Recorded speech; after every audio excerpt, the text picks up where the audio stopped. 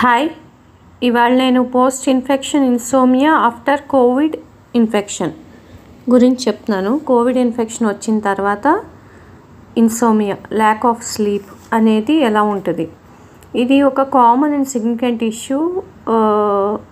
Hospitalise అవ్వకపోయినా Covid infection వచ్చి తగ్గిపోయి ఐసోలేషన్లో ఉండి తగ్గిపోయిన వాళ్ళకు కూడా ఈ పోస్ట్ ఇన్ఫెక్షన్ ఇన్సోమియా అంటే lack of sleep Covid infection వచ్చిన తర్వాత కొన్ని రోజుల తర్వాత కానీ కొన్ని నెలల తర్వాత కానీ ఇది డెవలప్ అవ్వచ్చు.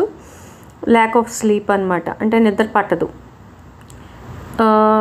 రీసెర్చెస్లో తేలింది ఏంటంటే కోవిడ్-19 ఇన్ఫెక్షన్ వచ్చిన వాళ్ళలో 76% ఆఫ్ ద పీపుల్ నిద్ర పట్టకపోవడం, లేకపోతే నిద్ర పట్టకుండా పడుకోవడం, నిద్ర పట్టడానికి ఇబ్బందిగా ఉండడం, మధ్య మధ్యలో లేవడం, నిద్ర మధ్యలో రాత్రుళ్ళు ఇలాంటివి జరుగుతున్నాయని రీసెర్చ్లో తేలింది.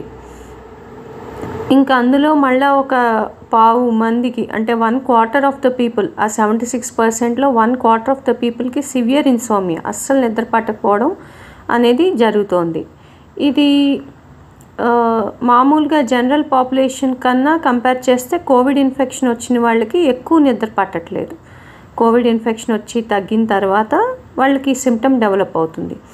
దీనికి చాలా కారణాలు రీసెర్చ్లో తేలినాయి. డిప్రెషన్ ఉండొచ్చు, యాంగ్జైటీ ఉండొచ్చు, లేకపోతే chronic conditions like heart disease are metabolic disorders ఉండొచ్చు, లేదా ఎడ్యుకేషన్ వల్ల వచ్చిన స్ట్రెస్, అవేర్నెస్ వల్ల అయి ఉండొచ్చు. సో రకరకాల కారణాల వల్ల ఈ కోవిడ్ ఇన్ఫెక్షన్ వల్ల అలా జరుగుతుందని రీసెర్చ్లో తేలింది. సో పోస్ట్ కోవిడ్ ఇన్సోమ్నియా అంటే ల్యాక్ ఆఫ్ స్లీప్ ఆఫ్టర్ కోవిడ్-19 ఇన్ఫెక్షన్, దానివల్ల poor sleep quality, shorter sleep duration, day time difficulties ఉండొచ్చు. అంటే నిద్ర సరిగ్గా క్వాలిటీ స్లీప్ ఉండదు, నిద్ర డ్యూరేషన్ తగ్గిపోద్ది. 8 గంటలు పడుకునే వాళ్ళు 5 గంటలే పడుకోగలుగుతున్నారు, అలాగనమాట. డే టైమ్ డిఫికల్టీస్, ఫెటీగ్ ఉండొచ్చు, ట్రబుల్ కాన్సన్ట్రేటింగ్, ఏదైనా చదువుకోవాలనుకున్నా ఏదైనా చేయాలన్నా కాన్సన్ట్రేట్ చేయలేకపోతున్నారు. బ్రెయిన్ ఫాగ్, అంటే ఒక పని చేద్దాం అనుకున్నప్పుడు మనకి బ్రెయిన్ ఫాగ్ వచ్చేస్తుంది ఈ కోవిడ్-19 ఇన్ఫెక్షన్ వచ్చిన తర్వాత. అందరికీ అని నేను చెప్పను, కానీ కొంతమందికి ఇది డెవలప్ అయ్యే ఛాన్స్ ఉంది. సో బ్రెయిన్ ఫాగ్ అంటే ఏదైనా పని చేయాలనుకున్నప్పుడు ఆ పని చేయలేమన్నమాట, బ్రెయిన్ ఫాగ్ వచ్చేస్తుంది.